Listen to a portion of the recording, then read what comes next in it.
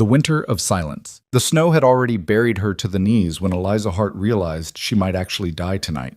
Not from starvation, not from sickness, not from any of the dozen dangers that prowled the frontier, but from standing still. Standing and smiling while the warmth of Graves' Tavern poured through the windows behind her, while laughter echoed from inside, while her fingers went white and her lungs burned with cold that felt like fire.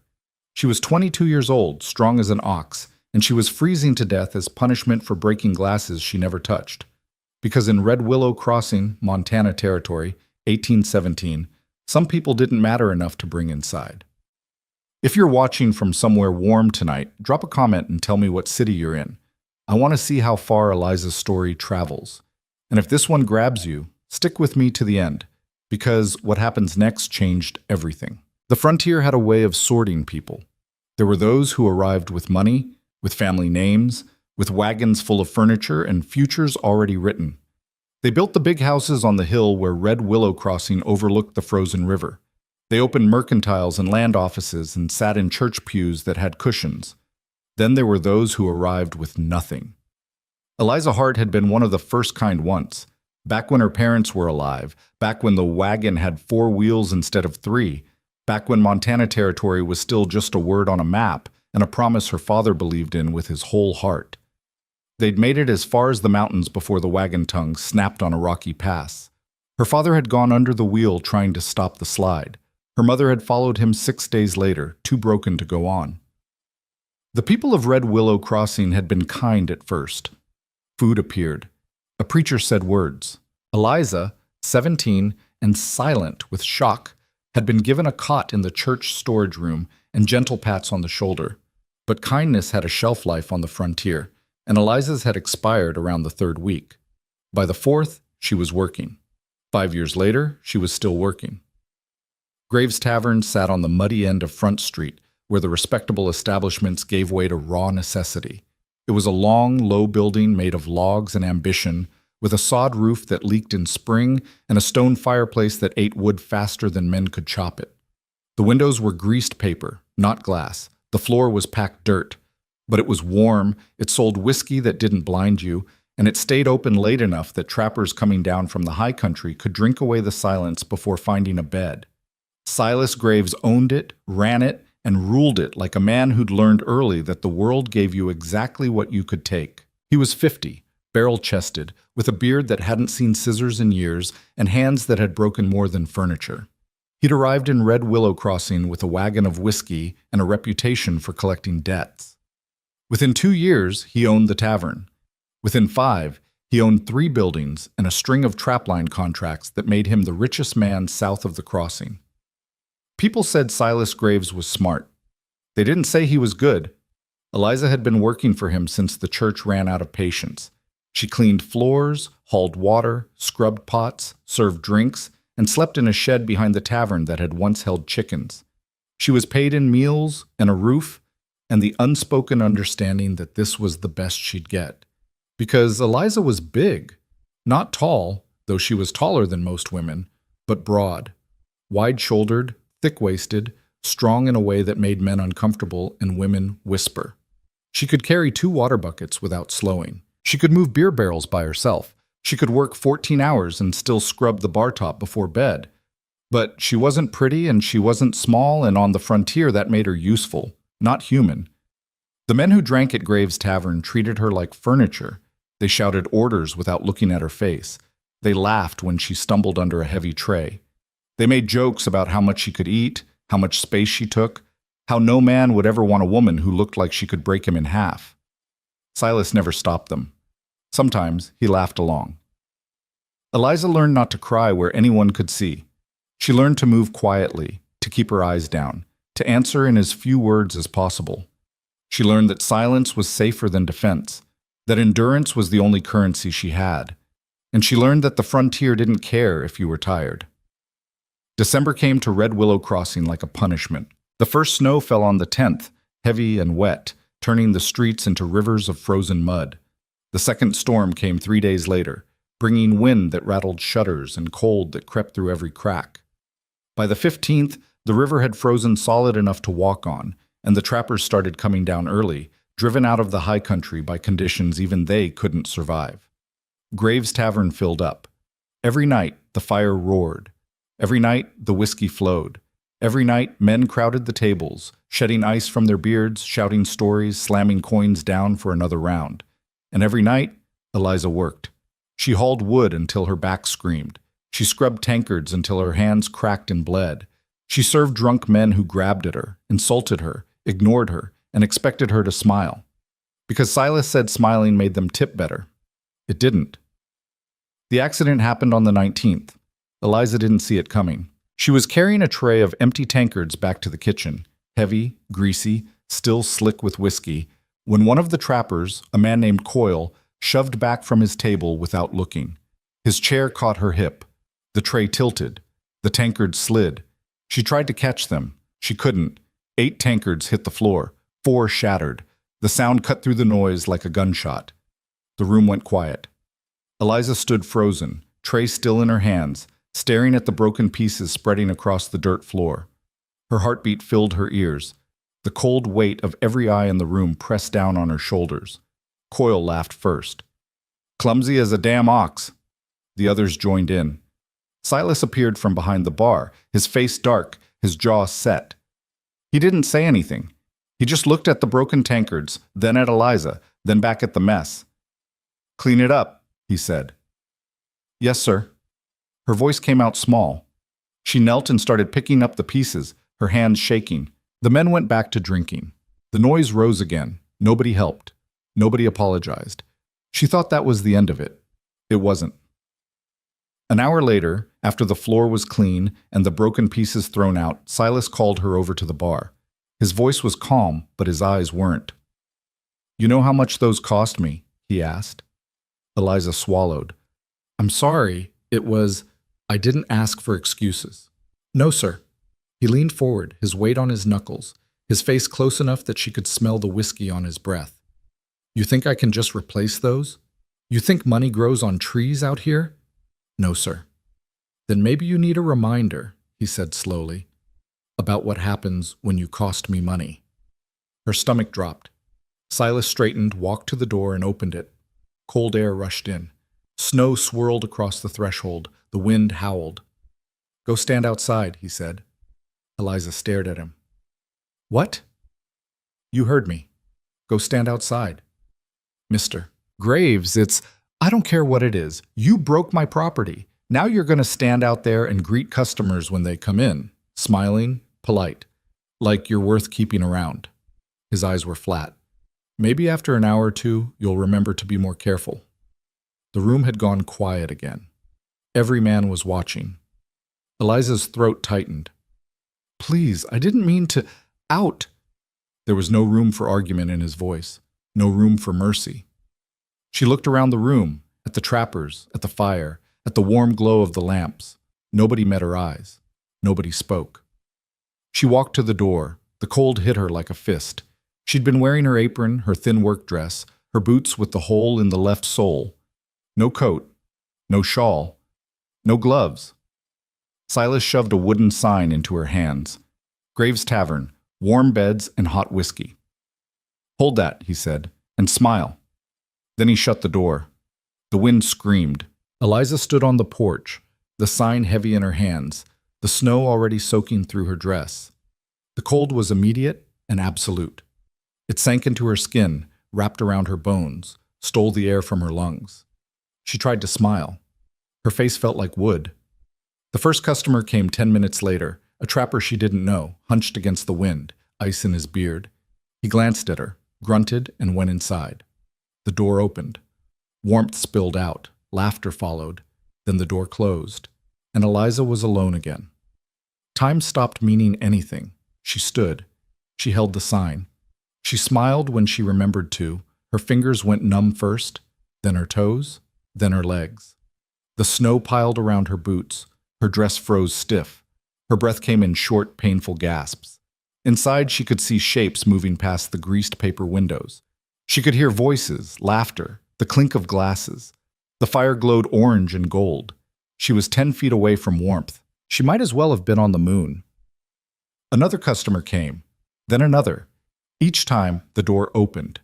Each time, warmth touched her face for one beautiful second. Each time, the door closed. Nobody asked why she was out there. Nobody told her to come inside. Eliza's thoughts started to scatter. She forgot why she was holding the sign. She forgot what she was supposed to be smiling about. She forgot everything except the cold and the exhaustion and the weight pressing down on her chest. Her knees buckled. She caught herself on the porch railing, her fingers too stiff to grip properly. The sign fell into the snow. She should pick it up. She couldn't. She sank down slowly, her back against the tavern wall, her legs folding under her. The snow was softer than she expected, almost warm. That was wrong, wasn't it?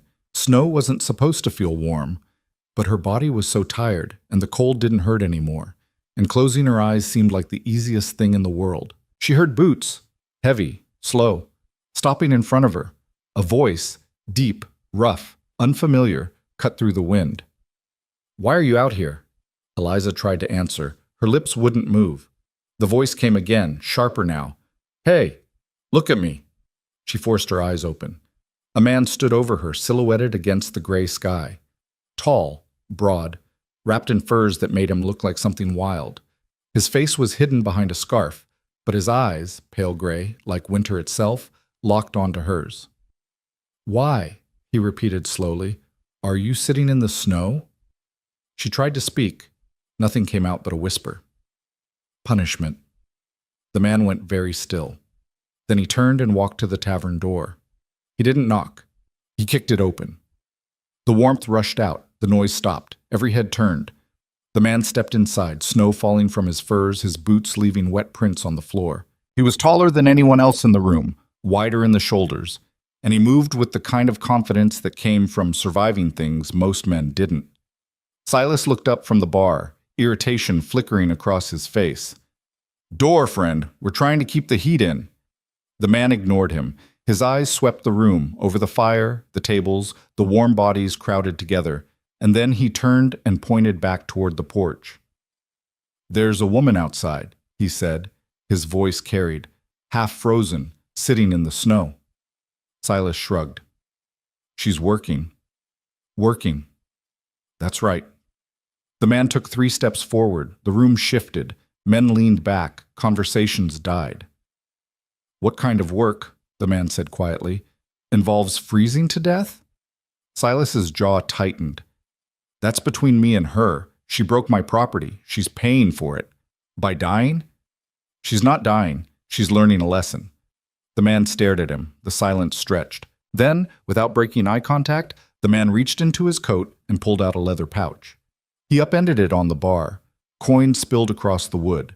Silver, gold, more than most men in the room would see in a year. "That," the man said, "covers whatever she broke, and whatever you think she owes you." Silas stared at the money. His fingers twitched. The man leaned forward. "Now bring her inside." "Or what?" The man smiled. It wasn't friendly. "Or I start asking every trapper in this room if they want to keep drinking in a place that leaves women outside to freeze. See how long your warm beds and hot whiskey last when word gets around that Silas Graves kills his own workers for sport." The room erupted. "That true, Silas? You left her out there? How long's she been outside?" Silas's face went red. "This is my business." "And this," the man interrupted, his voice cutting through the noise like a blade, "is your reputation. You want to keep it, you bring her inside. Right now." The 2 men stared at each other. Then Silas moved. He crossed the room, shoved the door open, and grabbed Eliza by the arm. She barely felt it. He dragged her inside, her legs too weak to support her weight, and dropped her near the fire. She collapsed onto the floor. The man knelt beside her. Up close, his face was hard, carved by wind and cold and years alone.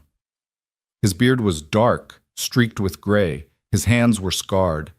But his touch, when he pulled the scarf from around his own neck and wrapped it around hers, was gentle. "Can you hear me?" he asked. Eliza nodded. "Good. Stay awake." He stood, shrugged out of his heavy fur coat, and draped it over her. It was warm. It smelled like pine and smoke and snow. Then he turned back to Silas. "Get her something hot to drink." Silas didn't move. The man's voice dropped. "Now." Someone, one of the trappers, handed over a cup of coffee. The man crouched again, holding it to Eliza's lips. She drank. The heat burned all the way down, but it was the best thing she'd ever tasted. Slowly, the man murmured. Not too fast. She drank until the cup was empty. The room was still watching. Nobody was laughing now. Nobody was drinking. The fire crackled. The wind howled outside, and Eliza, wrapped in a stranger's coat, sitting by a fire she'd been denied for hours, finally started to cry. Not loud, not desperate, just quiet, exhausted tears that she couldn't stop. The man didn't tell her to stop. He just sat beside her, silent, his presence solid and real. After a long moment, he spoke. "What's your name?" "Eliza," she whispered. "I'm Rowan." He paused. "Rowan Hale." She'd heard the name before. Everyone had. Rowan Hale was a legend in the high country, a mountain man who ran trap lines farther north than anyone else dared, who survived winters that killed other men, who traded furs worth fortunes and disappeared back into the wilderness before anyone could follow. He was a ghost, a story. And he was sitting next to her. "Why?" Her voice cracked. "Why did you help me?" Rowan looked at her for a long moment. Then he looked at the room, at Silas, at the trappers, at the fire. "Because," he said quietly, "nobody deserves that." Silas slammed a hand on the bar. "You done preaching?" Rowan stood slowly. He was a full head taller than Silas, and when he turned, the older man took a step back. "I'm done," Rowan said. "But you're not." "What's that supposed to mean?" "It means," Rowan said, his voice carrying to every corner of the room, "that every man here just watched you leave a woman outside to freeze, and every man here is going to remember it. So when they head back to the high country, when they stop at other camps, other taverns, other trading posts, they're going to tell that story, and your name's going to be in it." Silas's face went pale. "So here's what's going to happen," Rowan continued. "You're going to give her a real bed tonight. You're going to feed her. And tomorrow, you're going to pay her what she's owed. Because if I come back through here in the spring and find out you didn't—" He didn't finish the sentence. He didn't need to. Silas said nothing. Rowan turned back to Eliza. "Can you stand?" She tried. Her legs shook. He caught her, steadying her with one hand. "There's a boarding house 2 streets over," he said. "Mrs. Calloway runs it. She's decent. I'll take you there." "I don't have money." "I do." "I can't." "You can." His voice was firm. "And you will." Eliza looked up at him, at this stranger who'd kicked down a door, who'd spent a fortune, who'd risked a fight, all for someone he didn't know. "Why?" she whispered. Rowan's expression softened, just slightly. "Because somebody should have done it sooner." He helped her toward the door. Nobody stopped them. Outside, the storm was still raging, but wrapped in Rowan's coat, held steady by his arm, Eliza didn't feel the cold the same way. She felt something else, something she hadn't felt in 5 years. Hope. The boarding house sat at the end of a narrow street where the respectable part of town pretended the rest didn't exist. It was a 2-story structure with proper glass windows and a front door painted blue. Faded now, but still blue. A sign hung crooked above the porch. Calloway House, rooms and meals. Rowan climbed the steps and knocked 3 times, firm but not aggressive. Eliza stood behind him, swaying slightly, still wrapped in his coat. The world felt distant, like she was watching it happen to someone else. The door opened. A woman appeared, maybe 50, maybe older, with silver hair pinned tight and eyes that looked like they'd seen through every lie ever told. She wore a wool dress the color of dried sage and an apron that had been white once. Her gaze moved from Rowan to Eliza and stopped. "Rowan Hale," she said. Her voice was smoke and gravel. "Didn't expect to see you till spring." "Plans changed, Mrs. Calloway. I can see that." Her eyes stayed on Eliza. "What happened to her?" "Silas Graves." Mrs. Calloway's expression didn't change, but something cold flickered behind her eyes. "You throw her out?" "Left her outside. In the snow. For hours." The older woman's jaw tightened. She stepped back and pulled the door wide. "Get her inside." The warmth hit Eliza like a wave. The boarding house smelled like bread and wood smoke and lavender soap. A fire burned in a stone hearth. 2 oil lamps glowed on a side table. The floor was actual wood, not dirt, and someone had put down rugs. Mrs. Calloway pointed to a chair near the fire. "Sit her down. I'll get blankets." Rowan guided Eliza to the chair. Her legs gave out the moment she tried to lower herself. He caught her, easing her down gently. She sank into the cushion, the first real cushion she'd sat on in 5 years, and something inside her cracked. She started shaking, not from cold, from something deeper. "Mrs. Calloway returned with an armful of quilts, thick and heavy, smelling faintly of cedar. She draped them over Eliza, tucking them around her shoulders, her movements brisk but not unkind. "Can you feel your fingers?" she asked. Eliza tried to flex them. Pain shot through her hands. She gasped. "That's good," Mrs. Calloway said. "Means they're waking up. Hurts like hell, but it's good." Rowan crouched beside the chair. "I need to check your feet." Eliza's face went hot. "I'm fine."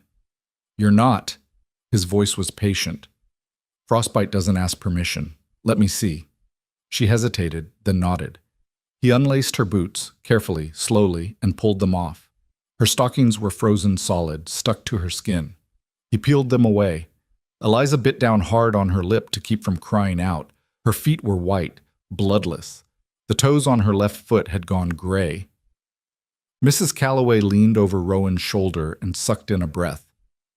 "That's bad." "It's not good," Rowan agreed. He looked up at Eliza. "This is going to hurt, but we have to warm them up slow or you'll lose the toes." "Okay," she whispered. Mrs. Calloway disappeared into the kitchen and came back with 2 basins of water, not hot, just barely warm. Rowan lowered Eliza's feet into the first basin. The pain was instant and excruciating. Eliza's vision went white. She gripped the arms of the chair, her breath coming in short, desperate gasps. Tears streamed down her face. "I know," Rowan said quietly. "I know. But you have to stay still." She stayed still. Minutes passed. The pain didn't fade. It grew, spreading up her legs, burning in her bones. But gradually, slowly, color started to return. Pink, then red, then something closer to normal. Mrs. Calloway switched out the water twice, each basin slightly warmer than the last. By the 3rd basin, Eliza could feel her toes again. The gray had faded. Rowan sat back on his heels and exhaled. "You're lucky." "Doesn't feel lucky," Eliza managed. "You still have all 10 toes. That's lucky." Mrs. Calloway handed Eliza a cup of something hot and bitter. "Drink this. It'll help." Eliza drank. It tasted like burnt roots and regret, but warmth spread through her chest. Rowan stood and turned to Mrs. Calloway. "She needs a room and meals. I'll cover it." "For how long?" "As long as it takes." Mrs. Calloway studied him. "You planning to stay in town?" "For a while." "Why?" Rowan glanced at Eliza, then back at the older woman. "Because someone needs to make sure this doesn't happen again." Mrs. Calloway's mouth curved, not quite a smile, but close. "You always were a stubborn bastard." "Yes, ma'am." She nodded toward the stairs. "Room 3, 2nd floor. Clean sheets, chamber pot, window that locks. Meals are at 7, noon, and 6. She misses 1. I save a plate. She misses 2. I come looking." "Understood." Mrs. Calloway looked at Eliza. "You got any belongings?" Eliza shook her head. "Just what I'm wearing." "Then we'll find you something that fits." She paused. "You work for Graves?" "I did." "Not anymore, you don't." Eliza blinked. "But You don't work for a man who leaves women outside to die," Mrs. Calloway said flatly. "That's not work. That's survival. And you don't owe him survival." The words settled into Eliza like stones into a riverbed. Heavy, solid, real. Rowan pulled a leather pouch from his coat and set it on the table. It clinked. "That should cover a month, maybe 2. Mrs. Calloway picked it up, hefted it, and raised an eyebrow. "This is too much." "Then give her the rest. She'll need clothes, boots, whatever else." Rowan, please. The older woman looked at him for a long moment, then nodded. Fine, but you're eating here too while you're in town. I'm not letting you waste away in some trapper shack. Yes, ma'am. Mrs. Calloway turned to Eliza. Can you walk? Eliza tested her weight. Her feet screamed, but they held. I think so. Good. Let's get you upstairs. Rowan stepped back, giving them space. Eliza stood slowly, the quilts falling away. She looked at him. This stranger who'd spent more on her in one night than she'd earned in a year. Thank you, she said. Her voice cracked. I don't know how to...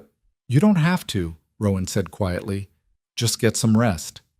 Mrs. Calloway took Eliza's arm and guided her toward the stairs. Each step was agony, but Eliza climbed them. At the top, the older woman pushed open a door. The room was small, a bed with a real mattress, a table, a chair, a window with curtains, a quilt folded at the foot of the bed. It was the most beautiful thing Eliza had ever seen. Sit, Mrs. Calloway said. Eliza sat. The older woman opened a trunk in the corner and pulled out a nightgown, a thick robe, and a pair of wool socks. She set them on the bed. These'll do for tonight. Tomorrow we'll find you something better. She paused. You need help changing? Eliza shook her head. I can manage. All right, chamber pot's under the bed, water pitcher's on the table. You need anything? You holler. I'm 2 doors down. Thank you, Mrs. Calloway. The older woman's expression softened. Call me Anne. Then she left, closing the door behind her. Eliza sat alone in the quiet room, staring at the bed, the curtains, the walls that weren't made of dirt and rotting wood. She peeled off her frozen dress, her underclothes, everything that smelled like Graves' Tavern. She pulled on the nightgown. It was too short, but it was clean. She climbed into bed.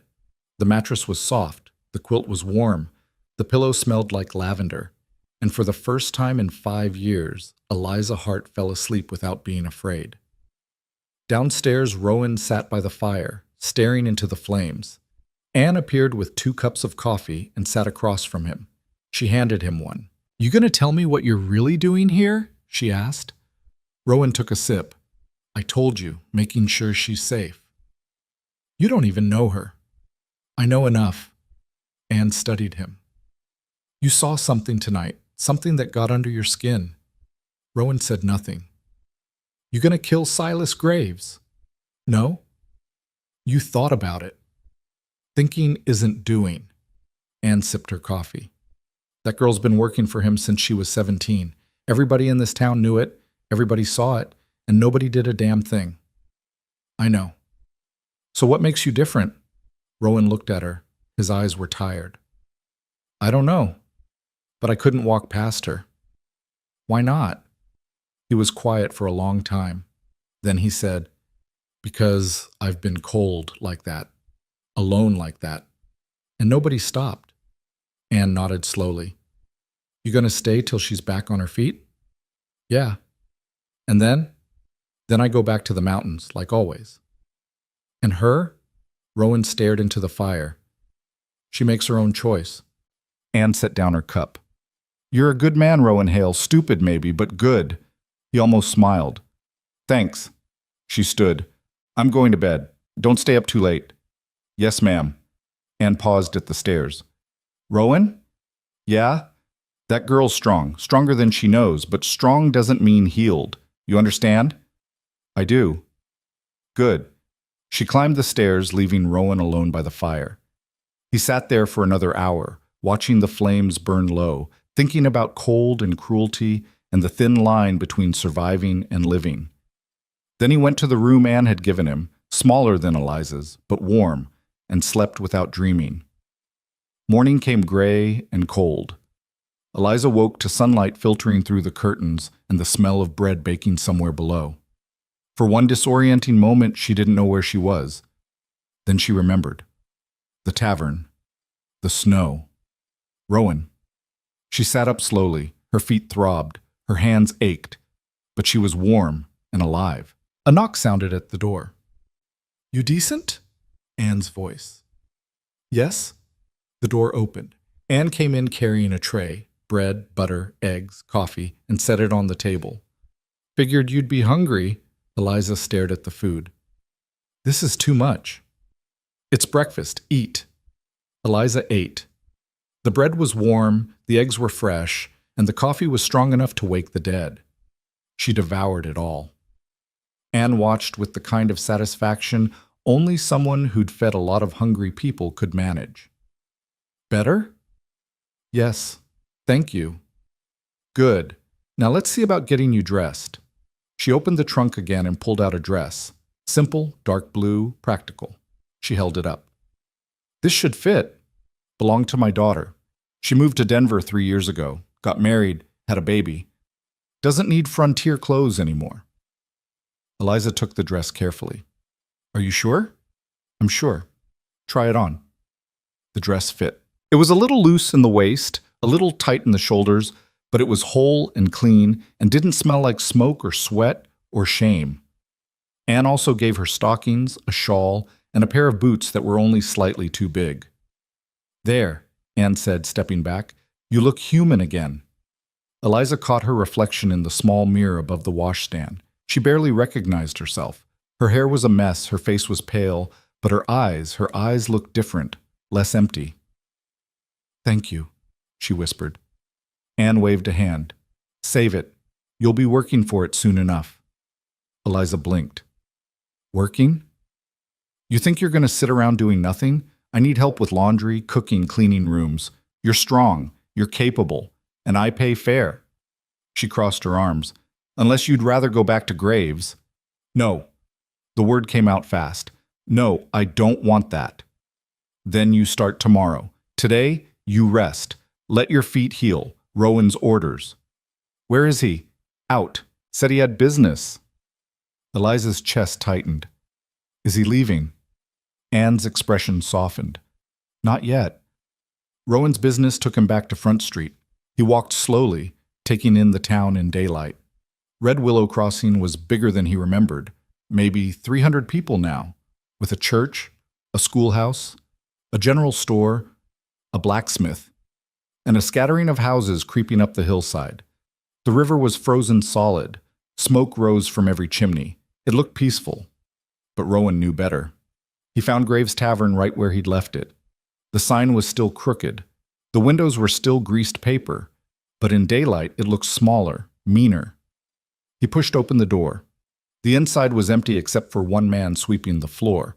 Not Silas, someone younger, skinnier, with a nervous energy that said he wasn't paid enough to care. We're closed, the man said without looking up. I'm looking for Silas. The man glanced up, saw Rowan, and went pale.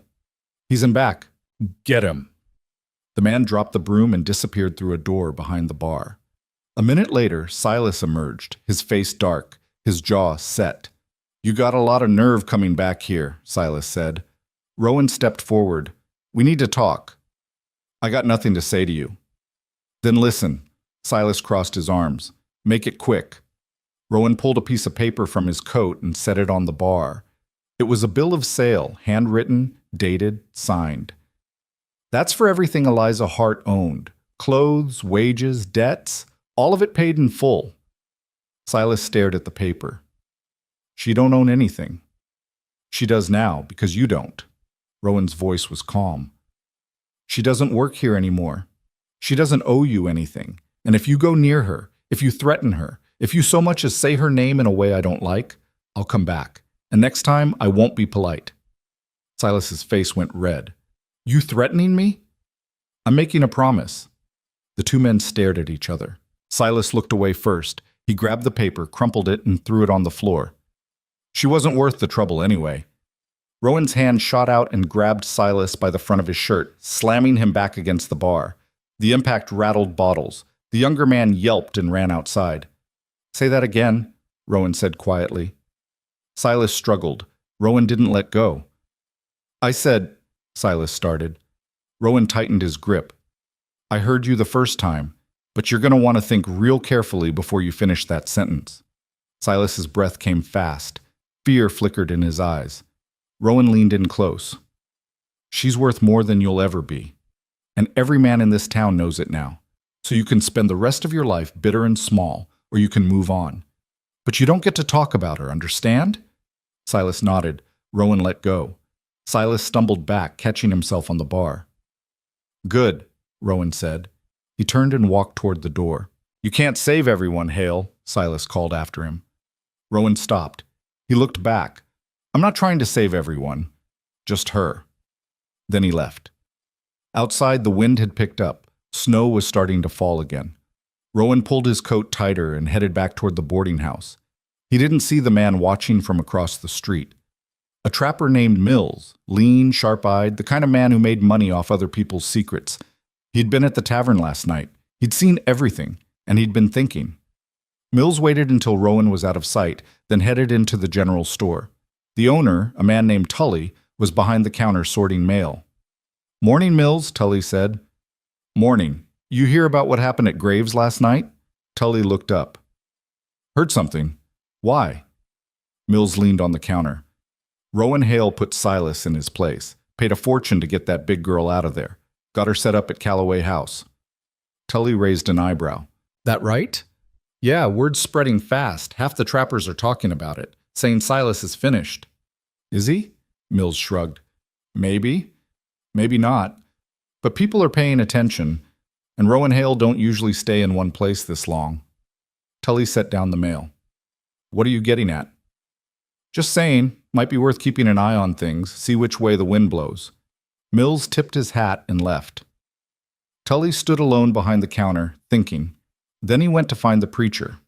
By noon, half the town knew the story. By evening, everyone knew. Eliza spent the day in her room, resting her feet, staring out the window at the snow. Anne brought her lunch, soup and bread, and sat with her for a while, talking about nothing in particular.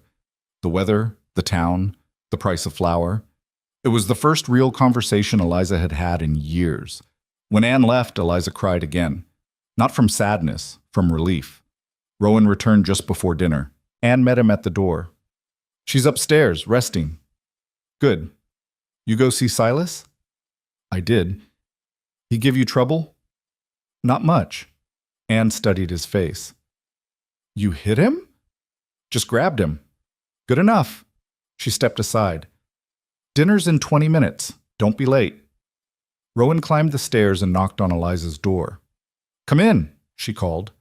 He opened the door. Eliza was sitting by the window wearing the blue dress Anne had given her, her hair pulled back. She looked different, calmer. How are you feeling? Rowan asked. Better. My feet still hurt, but Anne says that's normal. It is. He stepped inside but stayed near the door. I wanted to check on you, make sure you had everything you needed. I do. Anne's been very kind. She's good at that. Eliza hesitated. Did you really go see Mr. Graves? I did. Why? To make sure he understands you're done with him. Her throat tightened. What did you say? That you don't work there anymore. That you don't owe him anything, and that if he bothers you, I'll come back. Eliza stared at him. You can't fight the whole town for me. I'm not fighting the whole town, just one man. But why? Her voice broke. Why are you doing this? Rowan looked at her for a long moment. Then he pulled the chair from the table and sat down across from her. When I was 15, he said slowly, my father died. Fever. My mother couldn't keep the farm. We lost everything. She sent me west to live with my uncle. He was a trapper, mean drunk, worked me like a mule and fed me like a dog. Eliza listened. I ran away when I was 17, spent a winter alone in the mountains, nearly died, but I learned something. He paused. I learned that the worst cold isn't the kind that comes from snow, it's the kind that comes from people. He looked at her. Last night, when I saw you sitting out there, I saw myself, and I couldn't walk past. Eliza's eyes filled with tears. I don't know what to say. You don't have to say anything. But I do. You saved my life. Rowan shook his head. You saved your own life. You survived 5 years in that place. That's not luck. That's strength. I didn't feel strong. Strength isn't about feeling it. It's about doing it anyway. They sat in silence. Then Eliza asked, How long are you staying? As long as it takes. For what? For you to figure out what comes next. Eliza wiped her eyes. What if I don't know? Then you take your time. There's no rush. A bell rang downstairs. Anne's voice echoed up. Dinner! Rowan stood. You coming down? Eliza nodded. Yes. He offered his arm. She took it. Together, they went downstairs. Dinner was roast chicken, potatoes, carrots, and bread. Anne served it at a long table in the dining room where 4 other boarders sat, 2 minors, a schoolteacher, and a widow who ran a seamstress shop. Eliza sat between Rowan and the schoolteacher, a young woman named Clara, who talked nonstop about her students and the new reading primers that had arrived from St. Louis. It was loud. It was warm. It was chaotic. It was wonderful. After dinner, Rowan walked Eliza back upstairs. At her door, she turned. Thank you for everything. You already said that. I know, but I mean it. Rowan's expression softened. Get some sleep. Tomorrow's a new day. Eliza went inside and closed the door. She lay in bed, staring at the ceiling, listening to the sounds of the house settling around her. Voices, footsteps, laughter. For the first time in 5 years, she wasn't alone, and for the first time in her life, she believed things might actually get better. The next morning, Eliza woke before dawn to the sound of Anne moving around downstairs. Old habits died hard. 5 years of rising in the dark had taught her body that sleep was a luxury she couldn't afford. But this time, when she opened her eyes, she wasn't in the chicken shed behind Graves' Tavern. She was in a real bed, in a real room, with curtains that kept out the cold. She lay still for a moment, testing the feeling. It held. By the time she dressed and made her way downstairs, Anne already had the kitchen fire roaring and a pot of coffee brewing. The older woman glanced up from the stove where she was frying bacon. You're up early, Anne said. Couldn't sleep anymore. Your feet still hurting? A little, but better. Anne nodded toward the table. Sit. Coffee's ready. Eliza poured herself a cup and sat. The kitchen was warm and bright, with copper pots hanging from hooks and dried herbs bundled along the rafters. Through the window, she could see the sky turning gray with morning. I meant what I said yesterday, Anne said, not turning from the stove. About work. You rest today, but starting tomorrow you help me. Laundry on Mondays and Thursdays. Rooms need cleaning every day. Cooking when I need an extra pair of hands. I pay $4 a week plus room and board. Eliza's breath caught. $4 was more than she'd seen in a month at the tavern. That's too much, she said quietly. Anne turned, spatula in hand. It's what the work's worth. You gonna argue with me about fair pay? No, ma'am. Good. Then we understand each other. The bacon sizzled. Anne flipped it and cracked eggs into the pan. Rowan's already out, said he'd be back by noon. Where did he go? Didn't say. But knowing him, probably checking on something that's none of his business. Anne's mouth twitched. That man can't help himself. Eliza wrapped her hands around the coffee cup, feeling the warmth seep into her palms. How long have you known him? 10 years, maybe more. He came through town back when I first opened this place. Paid for a room, stayed a week, fixed my roof without asking. Been stopping here every winter since. Anne slid the eggs and bacon onto 2 plates and brought them to the table. He's a good man. Doesn't talk much about himself, but he's got a decent heart. Rarer than you'd think out here. They ate in comfortable silence. When the plates were empty, Anne stood and started clearing them. You want to make yourself useful today? You can help me with mending. Got a pile of linens that need attention. I can do that. Anne pointed toward a basket near the hearth. Needle and threads in the sewing box. Work by the fire so you stay warm. Eliza spent the morning mending sheets and pillowcases, her fingers moving through the familiar rhythm of stitching. It was quiet work, peaceful work, and for the first time in years she didn't feel like she was racing against some invisible clock. Nobody shouted at her. Nobody watched her with cold calculation, measuring her worth against the cost of keeping her alive. Around mid-morning, Clara the schoolteacher came downstairs, dressed in a dark green dress with her hair pinned up neatly. She smiled when she saw Eliza. Good morning. You're looking much better. Thank you. Clara poured herself coffee and sat across from Eliza. I heard what happened. At the tavern, I mean. The whole town's talking about it. Eliza's hands stilled on the mending. What are they saying? That Rowan Hale walked into Graves' Tavern like an avenging angel and put Silas in his place, that he carried you out of the snow and made sure you were safe. Clara's eyes were bright with curiosity, but not unkind. Is it true? Most of it. He didn't carry you. He helped me walk. I couldn't have made it on my own. Clara leaned forward. What was it like? Being out there in the cold? Eliza looked down at her hands. The question wasn't cruel, but it still hurt. It was quiet. At first, then it just felt like I was disappearing. Clara's expression shifted, the curiosity fading into something softer. I'm sorry. That was thoughtless of me to ask. It's all right. It's not. But thank you for being gracious. Clara stood. I have to get to the schoolhouse, but if you need anything, a friend, someone to talk to, I'm around. Thank you. Clara left and Eliza went back to her mending, but the question lingered in her mind, pulling at threads she'd tried to bury. What was it like? It was like being erased, 1 degree at a time, until you weren't sure if you'd ever been real at all. Rowan returned just after noon, his coat dusted with fresh snow. He stamped his boots on the porch and came inside carrying a bundle wrapped in oilcloth. Anne looked up from the stove. You're late. Got held up. By what? Rowan set the bundle on the table and unwrapped it. Inside were 3 books. Used, worn, but intact. He glanced at Eliza. Clara mentioned you might like something to read. These are from the general store. Tully said you could borrow them as long as you need.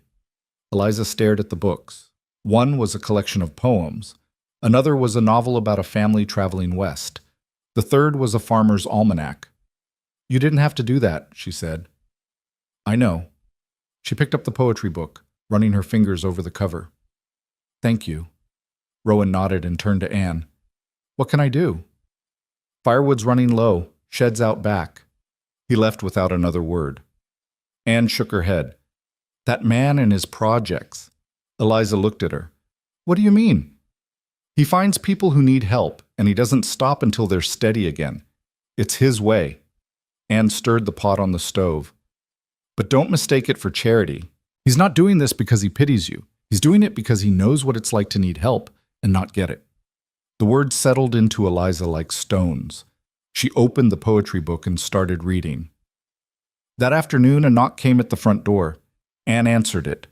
Standing on the porch was a woman Eliza didn't recognize, middle-aged, well-dressed, with a fur-lined cloak and polished boots. Behind her stood a younger woman, maybe Eliza's age, carrying a basket. Mrs. Calloway, the older woman said, I'm Margaret Pruitt. This is my daughter, Helen. We heard you had a new boarder and wanted to extend a welcome. Anne's expression was carefully neutral. That's kind of you. Margaret's gaze moved past Anne, landing on Eliza, who was sitting by the fire with her mending. Is that her? Her name is Eliza Hart, Anne said coolly. And yes, she's staying here. Margaret stepped inside without waiting for an invitation. Helen followed, looking uncomfortable. Margaret crossed the room and stopped in front of Eliza. Miss Hart, she said, I wanted to tell you how relieved I am that you're safe. What happened at the tavern was unconscionable. Eliza set down her mending. Thank you. I also wanted to offer my assistance. I run the Women's Charitable Society here in Red Willow Crossing. We help those in need find respectable work and suitable lodgings. Margaret's smile was tight and practiced. I'm certain we could find something for you, perhaps a position as a housemaid or a laundress, something appropriate. Eliza felt the words like a slap. Appropriate. As if everything she'd done to survive wasn't enough. Anne stepped forward. Eliza already has work. Here, with me. Margaret's smile didn't waver. Of course. But Mrs. Calloway, you must understand that a young woman in Miss Hart's position needs guidance, structure. She's been through a terrible ordeal. And she's recovering just fine, Anne said. Her voice had gone cold. Without interference. Margaret turned to Eliza. My dear, I only want to help. The society can provide you with proper references, suitable clothing, perhaps even introductions to families looking for reliable help. You wouldn't have to, she paused delicately, worry about your reputation. The implication was clear. Eliza's reputation was already damaged. Working at a boarding house, living at a boarding house, wasn't much better than working at a tavern in Margaret Pruitt's world. Helen shifted uncomfortably, still holding the basket. Mother, perhaps we should— Hush, Helen. Margaret's gaze stayed on Eliza. What do you say, Miss Hart? Will you allow us to help you? Eliza looked at this well-dressed woman with her practiced smile and her charitable society, and she saw exactly what Margaret was offering. Not help, control, a different kind of cage, just cleaner. No, thank you, Eliza said quietly. Margaret blinked. I beg your pardon? I said no, thank you, Hank. I appreciate the offer, but I'm happy here. Margaret's smile thinned. Miss Hart, I don't think you understand the gravity of your situation. You have no family, no prospects, no— She has work, Anne interrupted. She has a roof over her head. And she has people who actually give a damn about her well-being instead of how she makes them look. So unless you've got something useful to contribute, Mrs. Pruitt, I suggest you take your charity and leave. Margaret's face went red. How dare you? I dare just fine. Anne crossed her arms. Now get out of my house. For a moment, Margaret looked like she might argue.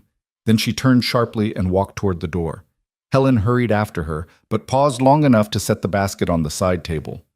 There's bread and preserves, Helen said quickly. I made them. I'm sorry about my mother.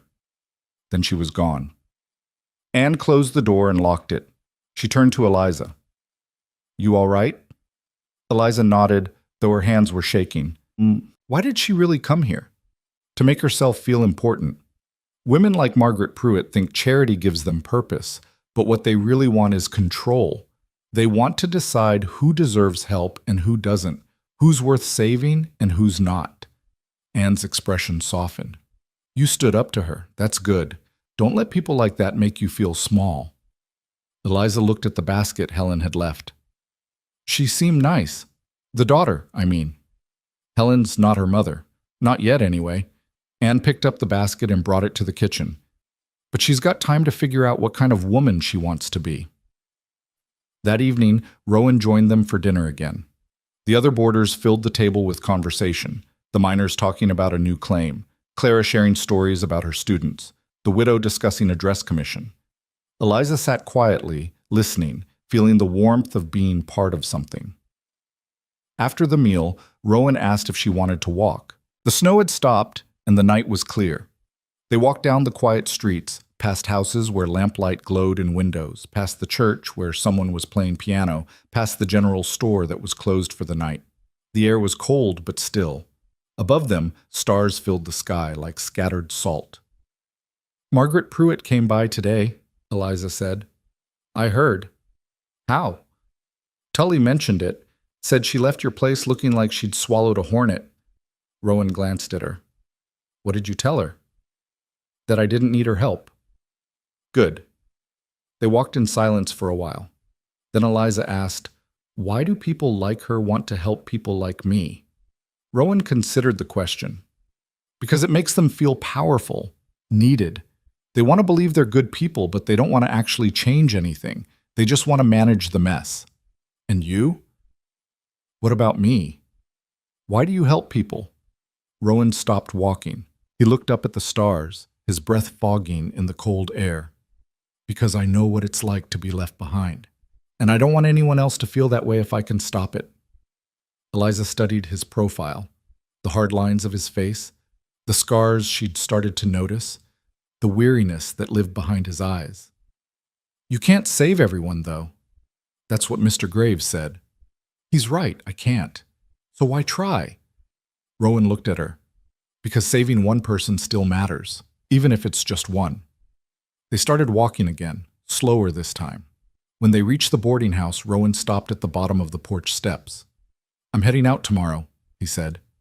Eliza's stomach dropped. Where? Just up to my trap line. Check the sets, make sure everything's secure before the deep cold hits. I'll be gone a few days. Oh. He saw her face and his expression gentled. I'm coming back, Eliza. I'm not leaving you.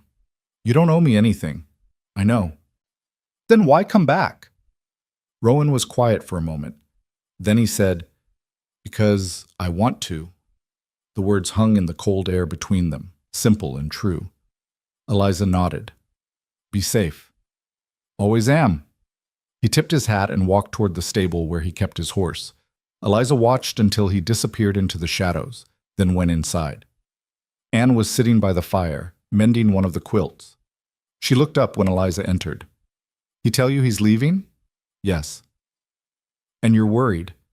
It wasn't a question. Eliza sat down across from her. What if he doesn't come back? He will. How do you know? Anne set down her needle. Because Rowan Hale doesn't make promises he won't keep, and he promised to make sure you're safe. He won't break that. Eliza wanted to believe her, but believing felt dangerous. Belief required hope, and hope required trust, and trust was something she'd learned to live without. Still, she nodded. That night she dreamed of snow and silence and a voice asking why she was standing outside. When she woke, her cheeks were wet. Rowan left before dawn.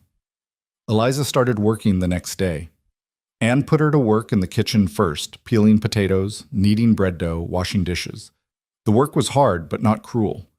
Anne didn't hover or criticize. She just showed Eliza what needed doing and let her do it.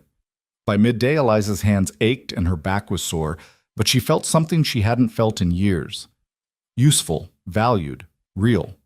Over the next few days, she fell into a rhythm.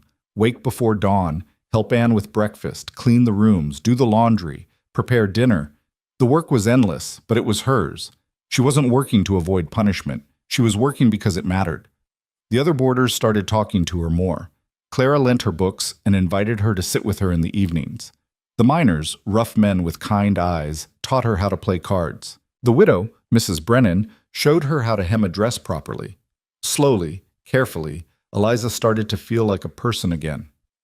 But she missed Rowan.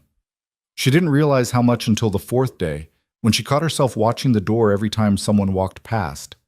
Waiting, hoping. Anne noticed. He'll be back. I know. Do you?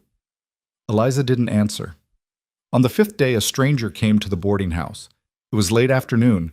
Eliza was hanging laundry in the side yard when she heard boots on the gravel.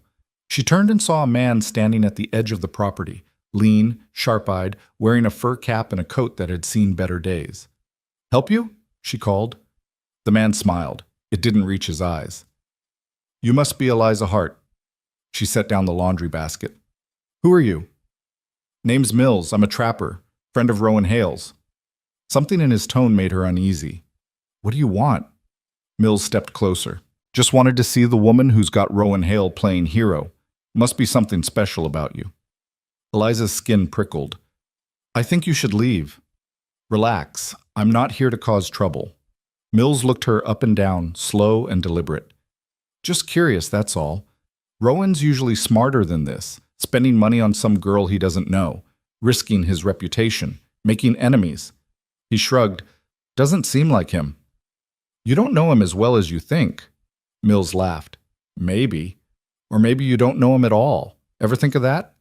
Before Eliza could answer, Anne appeared on the porch, a shotgun cradled in her arms.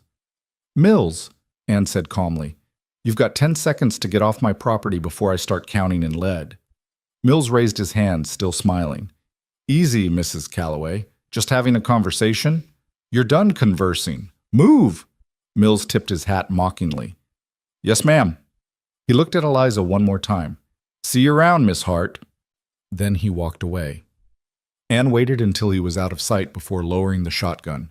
She looked at Eliza. You all right? Who was that?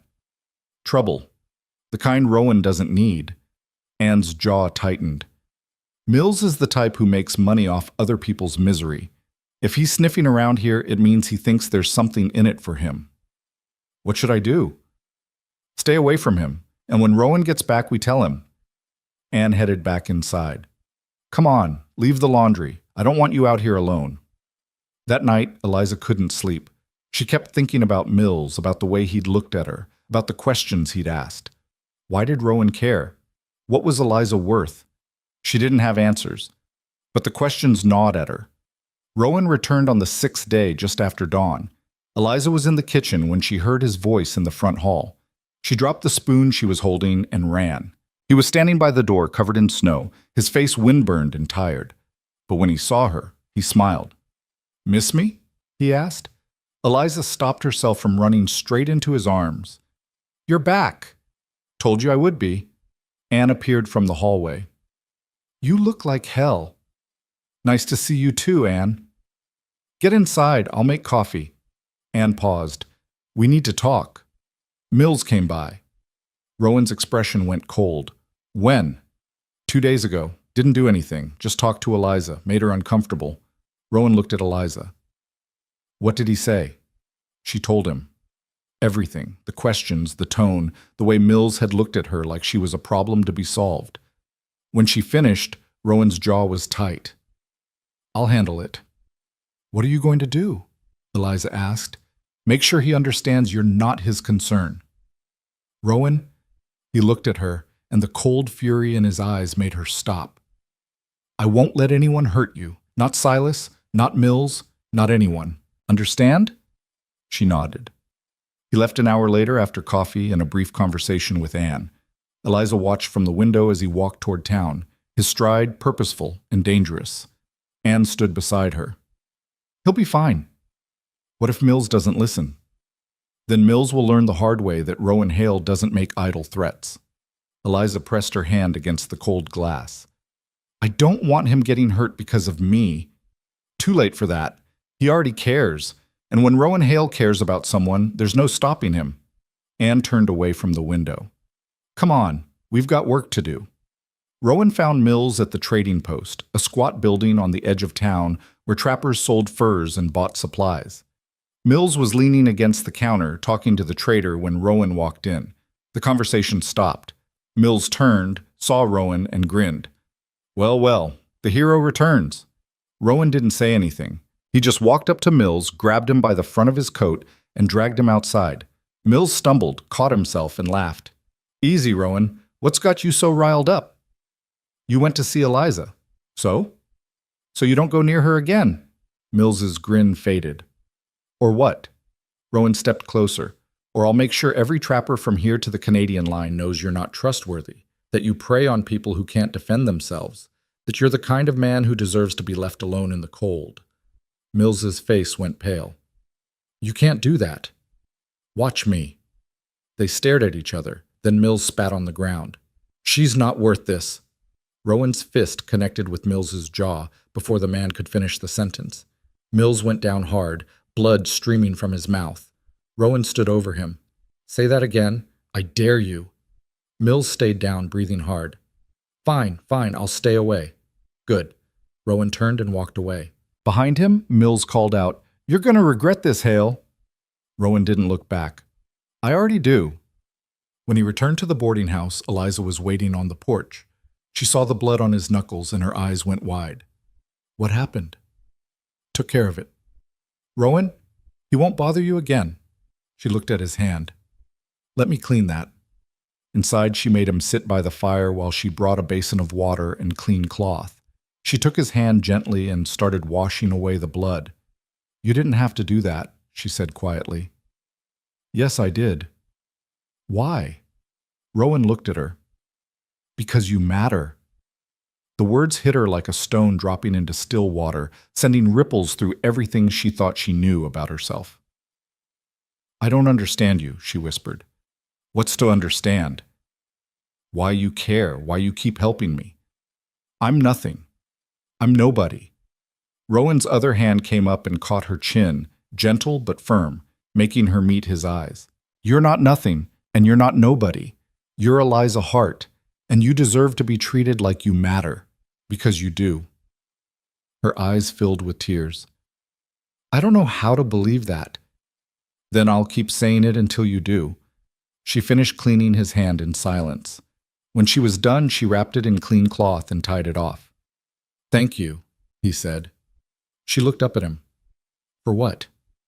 "For letting me help." She almost laughed. Almost. Instead, she just nodded. And for the first time in years, she started to believe that maybe, just maybe, she was worth saving after all. The days that followed settled into something Eliza had never experienced before, routine without fear.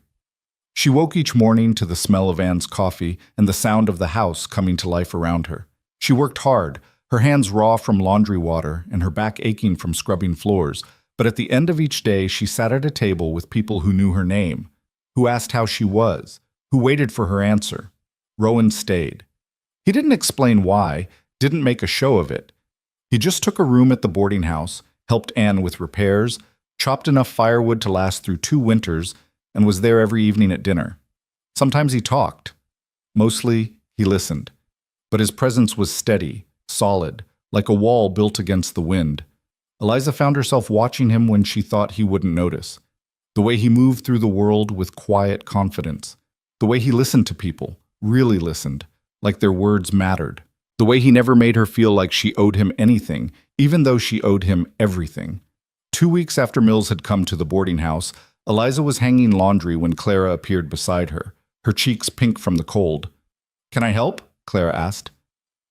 "I've got it, but thank you." Clara picked up a clothespin anyway and started hanging a sheet.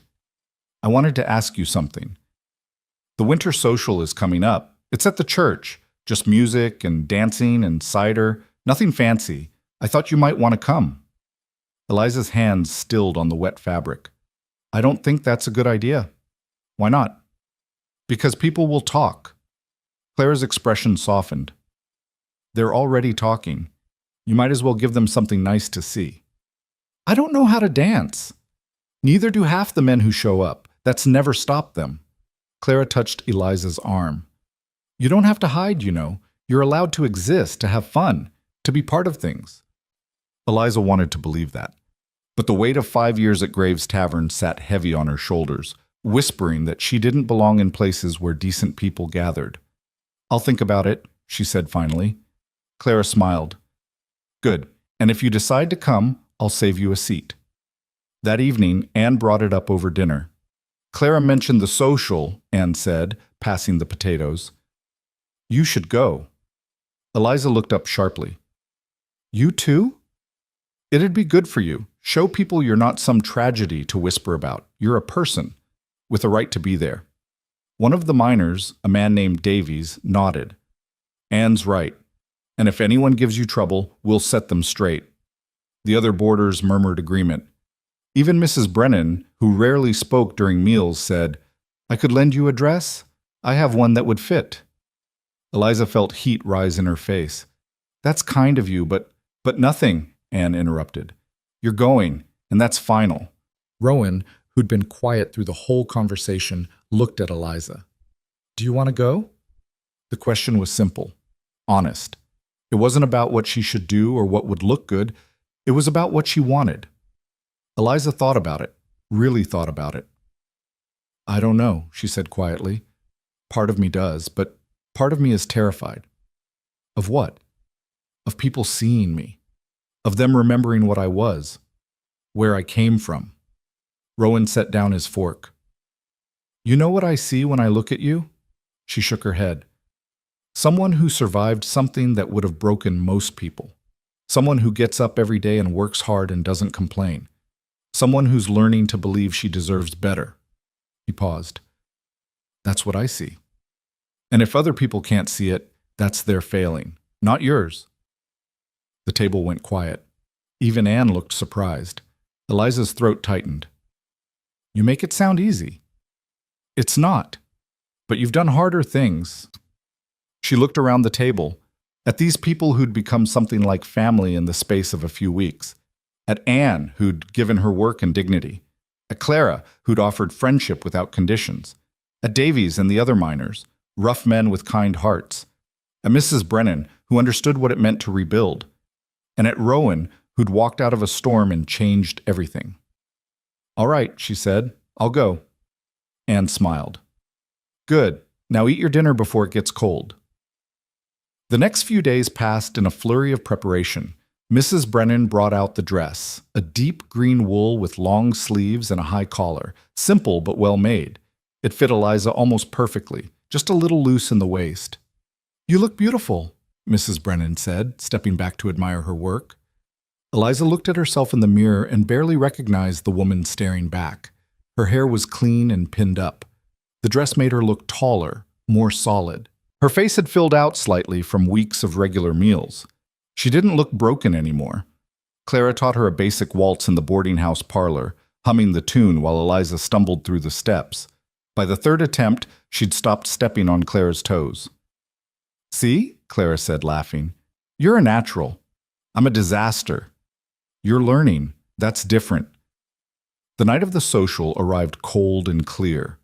Eliza dressed carefully, her hands shaking as she fastened the buttons. Anne appeared in the doorway with a shawl. "Here," Anne said, draping it over Eliza's shoulders. "It was my mother's. Warmest thing I own. Anne, I can't. You can, and you will." Anne's expression was firm but fond. "Now get downstairs. Rowan's waiting." Eliza descended the stairs slowly. Rowan stood by the door wearing a clean shirt and a coat that didn't smell like the mountains. His hair was combed back, his beard was trimmed. He looked up when he heard her footsteps and went very still. "You look nice," he said. Eliza felt her face heat. "So do you." Anne appeared behind them, shooing them toward the door. "Go on, have fun. Don't do anything I wouldn't do." "That's a pretty wide range, Anne," Rowan said. "Exactly." They walked together through the snow-covered streets. Lamplight glowed in windows, smoke rose from chimneys.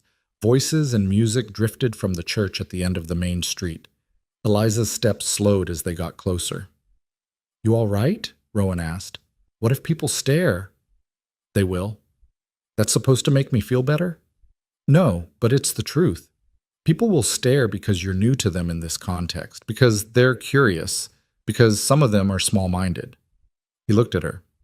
"But you walk in there with your head up anyway, because you have just as much right to be there as anyone else." Eliza took a deep breath. Okay. They climbed the church steps together. Rowan opened the door. Inside, the church had been transformed. The pews had been pushed against the walls. Lanterns hung from the rafters, casting warm light over the crowd. A fiddler and a piano player sat in the corner, filling the room with music. Tables along one wall held cider and cakes and pies. People milled about, talking and laughing, their voices rising above the music. The conversation faltered when Eliza walked in. Heads turned, whispers started. Eliza felt every eye in the room settle on her like weight. Then Clara appeared, bright and smiling, and linked her arm through Eliza's. "There you are. Come on. I saved us seats." She pulled Eliza into the room, past the stairs, past the whispers, to a bench near the cider table. Rowan followed, his presence a solid wall at Eliza's back. Davies and the other miners from the boarding house appeared moments later, loud and friendly, asking Rowan about his traplines and making jokes that drew attention away from Eliza. Slowly, the room returned to normal. The music picked up. People started dancing again. The whispers faded into background noise. Eliza sat on the bench, clutching a cup of cider, watching couples spin across the floor. Clara chattered beside her about one of her students who'd memorized an entire poem. Davies told a story about a bear that had destroyed his campsite. The world moved around her, warm and alive. And slowly, the knot in Eliza's chest began to loosen. An hour into the evening, Margaret Pruitt appeared. She swept into the church wearing a dress that probably cost more than Eliza would make in a year, Helen trailing behind her looking apologetic. Margaret's gaze found Eliza immediately. She crossed the room with purpose. "Miss Hart," Margaret said, her voice carrying. "How lovely to see you here." Eliza stood. "Mrs. Pruitt, I must say I'm surprised. I didn't think you'd be comfortable in such a public setting, after everything." Margaret's smile was razor thin. "But I suppose we must all try to move forward, mustn't we?" Before Eliza could respond, Rowan stepped between them. "Mrs. Pruitt," he said evenly. "Enjoying the evening?" Margaret's smile faltered. "Mr. Hale?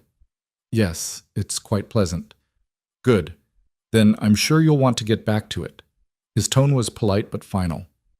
"Miss Hart is here as my guest, and she's exactly where she belongs." The room had gone quiet again. People were watching. Margaret's face flushed. "Of course. I merely wanted to offer my greetings." "You've offered them. Now, if you'll excuse us, I believe they're starting a new dance." Rowan offered his hand to Eliza. She took it, her heart hammering. He led her onto the floor just as the fiddler struck up a waltz. Eliza's mind went blank. "I don't know if I can do this," she whispered. "Yes, you can. Just follow my lead." Rowan's hand settled on her waist.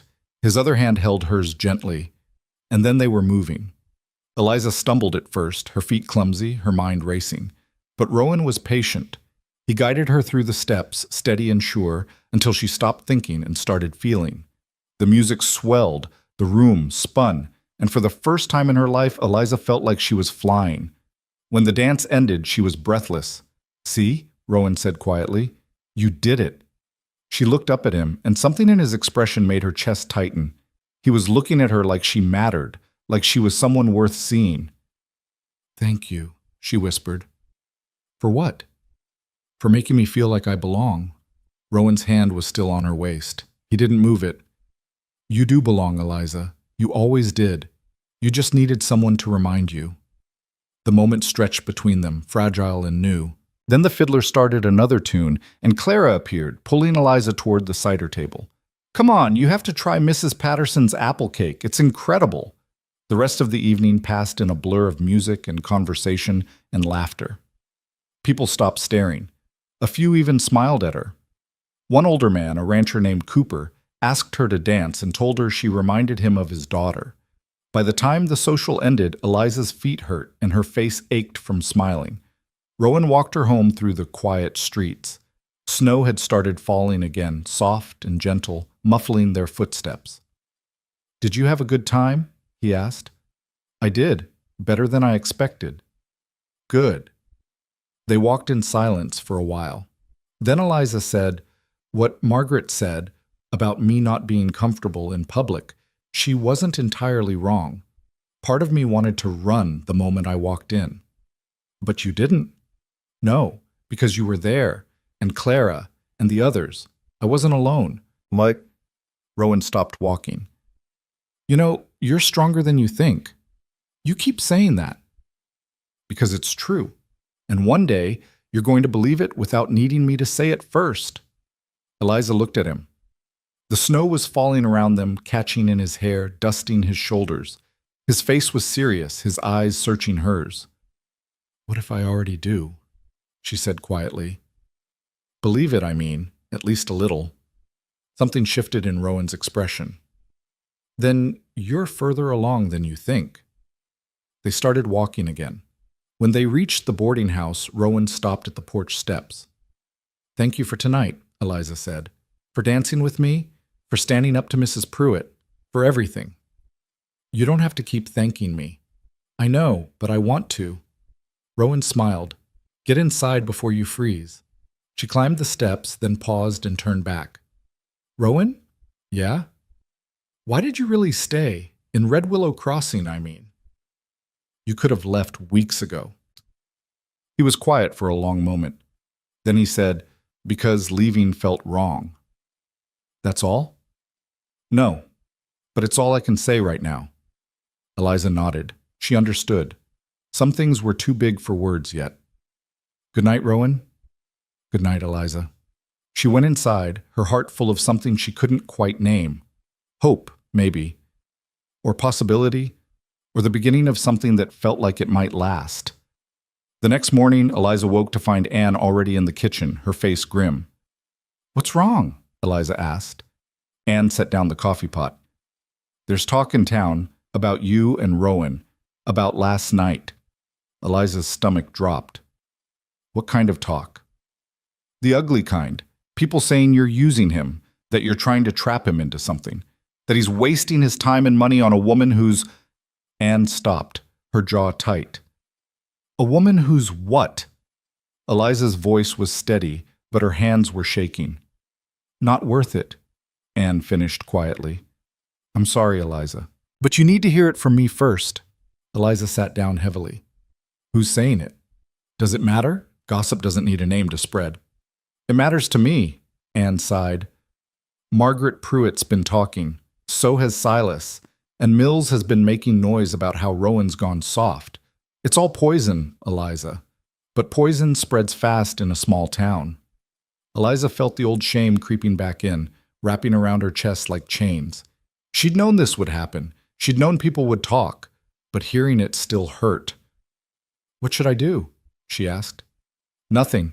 You hold your head up and you keep going. People will talk no matter what you do, so you might as well give them something real to see." Before Eliza could respond, Rowan walked in through the back door, snow dusting his shoulders. He took one look at their faces and stopped. "What happened?" Anne told him. "Everything." When she finished, Rowan's expression was carved from stone. "Where's Mills?" "Don't know. But Rowan, I'll handle it." "That's what I'm afraid of," Anne said. "You go after him now. It'll just make things worse." "It's already worse." Eliza stood. "Stop." Both of them looked at her. "This is my life," she said. Her voice was shaking, but she pushed through. "My reputation, my problem, and I'm the one who has to decide how to deal with it." Rowan's jaw tightened. "Eliza, no. You've done so much for me. You've given me a place to stay, work, safety. You've stood up for me more times than I can count, but you can't fight every battle for me. Sooner or later, I have to learn to fight my own." The kitchen went silent. Then Anne said, "She's right." Rowan looked at Eliza for a long moment. "What do you want to do?" "I want to keep working, keep living, keep proving that I'm more than what they say I am." She took a breath. "And I want you to stop trying to save me, because I'm not drowning anymore." Something flickered across Rowan's face, surprise maybe, or pride. "All right," he said quietly, "but if you need me, I'll ask, I promise." He nodded and left the kitchen. Anne watched him go, then turned to Eliza. "That was brave," Anne said. "It was terrifying." "Same thing sometimes." Over the next week, Eliza felt the weight of the town's judgment pressing down on her every time she stepped outside. Women whispered when she passed. Men looked at her with speculation or pity. Even some of the boarders at Anne's, people she'd thought of as friends, grew distant. But Eliza kept going. She worked. She helped Anne. She attended church on Sunday and sat in the back pew, ignoring the stares. She went to the general store and bought thread, her head high, even when Tully's wife made a comment about women who didn't know their place. And slowly, something began to shift. Clara invited her to help with the school children, teaching them how to mend their clothes. Davies asked her to join the miners for a game of cards one evening.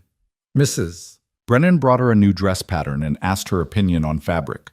Small gestures, small kindnesses, but they added up. One afternoon, Helen Pruitt appeared at the boarding house. Anne answered the door, suspicious. "What do you want?" "I came to see Eliza," Helen said. She looked nervous. "Please, just for a moment." Anne went to find Eliza, who was folding laundry upstairs. When Eliza came down, Helen was standing in the hallway, twisting her gloves in her hands. "Miss Hart," Helen said, "I wanted to apologize for my mother, for the things she's been saying." Eliza crossed her arms. "You can't control what your mother says." "No, but I can choose not to repeat it, and I can choose to tell you that I think you're brave, for going to the social, for standing up to her, for staying here even when people are cruel." Helen's eyes were bright. "I don't know if I could do that." Eliza studied the younger woman. Helen was maybe 20, well-dressed, well-fed, well-protected. She'd probably never gone hungry in her life, never slept in a shed, never been left outside to freeze. But there was something genuine in her expression, something real. "Thank you," Eliza said quietly. "That means more than you know." Helen smiled, relieved. "If you ever need anything, a friend, someone to talk to, I'm at the Mercantile most days." "I'll remember that." After Helen left, Anne looked at Eliza with something like approval. "You handled that well." "I'm learning." "Yes, you are." That night, Rowan found Eliza on the back porch, wrapped in a quilt, watching the stars. "Mind if I join you?" he asked. "Please." He sat beside her, close enough that she could feel the warmth of him. They sat in silence for a while, listening to the wind and the distant sound of the river. "I've been thinking," Rowan said finally, "about what you said, about fighting your own battles." "And?" "You were right. I can't keep trying to fix everything for you, but it's hard. He looked at her. Because I care what happens to you. Eliza's breath caught. Rowan, let me finish. He turned toward her fully. When I saw you that night, in the snow, something in me broke. I've seen a lot of cruelty in my life. Done some of it myself, if I'm honest. But watching you sit there, freezing, because some bastard thought you deserved it. He stopped, his voice rough. I couldn't let it stand. And somewhere along the way, it stopped being about what was right and started being about you. Eliza's heart was pounding. What are you saying? I'm saying I care about you, more than I plan to, more than I probably should. He paused. And I don't know what to do with that. She looked at him, at this man who'd walked out of a storm and turned her life upside down, who'd given her safety and dignity and the chance to believe she was worth something. I care about you too, she said quietly. But I'm scared. Of what? Of being a burden. Of you waking up one day and realizing I'm not worth all this trouble. Of losing this, she gestured helplessly. Whatever this is. Rowan reached out and took her hand. His palm was warm, calloused, solid. You're not a burden, he said. You're not a project. You're Eliza. And I'm here because I want to be. Not because I think you need saving, but because being around you makes me want to be better. Tears slipped down her cheeks. I don't know what I did to deserve you. You survived. That's enough. She leaned into him, and he wrapped his arm around her shoulders, pulling her close.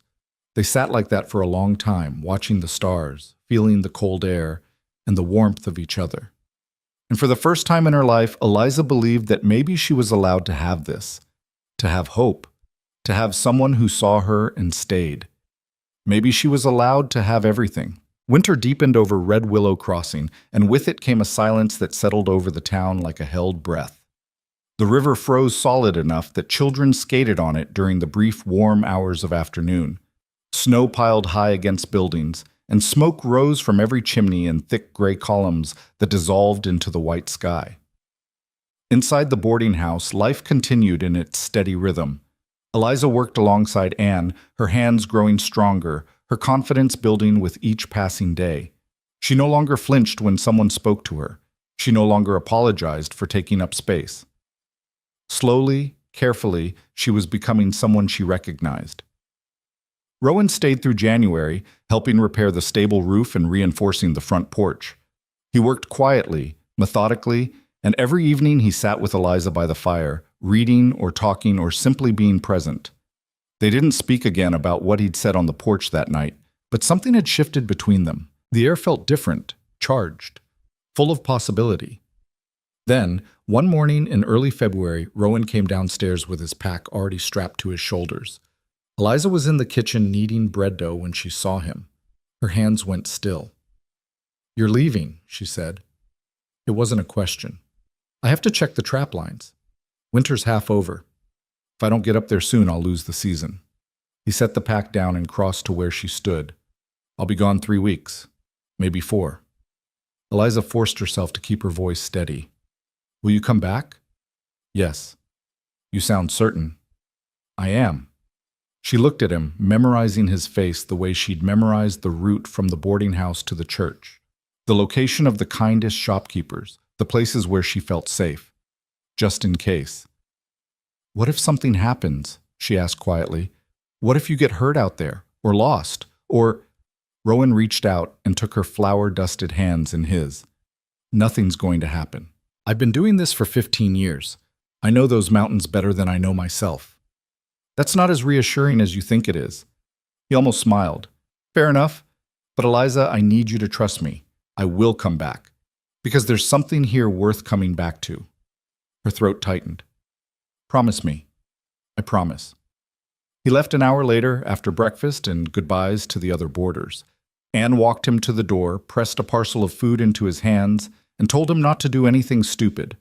He assured her he'd try. Eliza stood on the porch and watched him disappear down the snow-covered street, his figure growing smaller until he was just a dark shape against the white, and then nothing at all. Anne came to stand beside her. "He'll be back. Everyone keeps saying that, because it's true. That man has survived things that would kill most people. A few weeks in the mountains won't stop him. Eliza wrapped her arms around herself. I know. I just wish he didn't have to go. He has to make a living. Trapping's what he knows. I know that too. Anne turned to face her. You're scared you'll lose him. Aren't you supposed to tell me I won't? I could, but you're smart enough to know that nothing in this world is guaranteed. Anne's expression softened. But I'll tell you this. Rowan Hale doesn't make promises he can't keep. If he said he's coming back, he will. Eliza nodded and went back inside, but the worry stayed with her, a constant weight pressing against her ribs. The first week without Rowan passed slowly. Eliza threw herself into work, scrubbing floors until her knuckles bled, washing linens until the skin on her hands cracked. Anne scolded her and made her wear gloves, but Eliza couldn't stop. If she stopped, she'd have to think. And thinking led to worrying. And worrying led to the cold, creeping fear that maybe this time he wouldn't come back. On the 8th day, Mills showed up at the boarding house again. Eliza was hanging laundry in the side yard when she saw him leaning against the fence, watching her with that same sharp-eyed expression he'd worn the first time. Thought I told you to stay away, Eliza said, not looking at him. You did, but Rowan's not here to enforce it, is he? She turned slowly, a wet sheet still clutched in her hands. What do you want? Mills pushed off the fence and took a step closer. Just wondering how you're managing without your protector. Must be hard being on your own again. I'm not on my own. No? Because from where I'm standing, it looks like Rowan ran off and left you here. Again.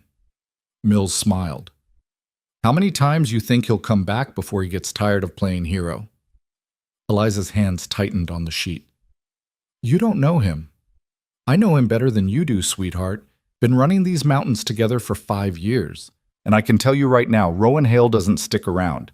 He saves people, and he moves on. That's what he does. You're wrong. Am I? Then why isn't he here? Before Eliza could answer, Anne appeared on the porch with the shotgun. Mills, Anne said calmly, I believe I told you what would happen if you came back here. Mills raised his hand, still smiling. Just having a friendly conversation, Mrs. Calloway. Conversation's over. Leave, now.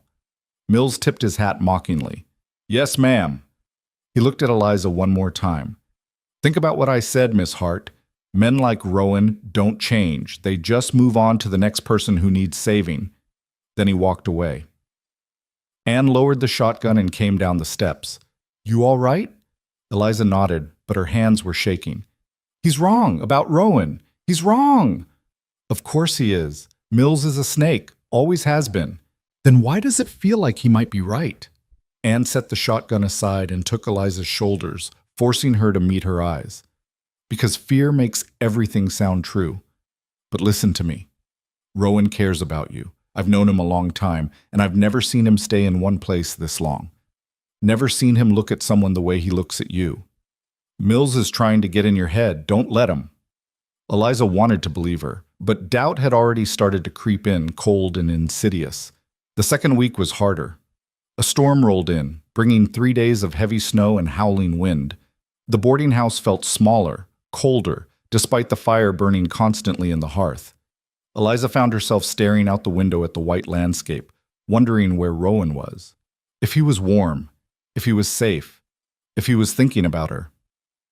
Clara came by on the 4th day with books and gossip and good intentions. She sat with Eliza in the parlor and talked about her students, about the new fabric that had arrived at the Mercantile, about anything that might distract Eliza from the worry written across her face. He'll be back, Clara said for the 3rd time. Everyone keeps saying that. Because it's true.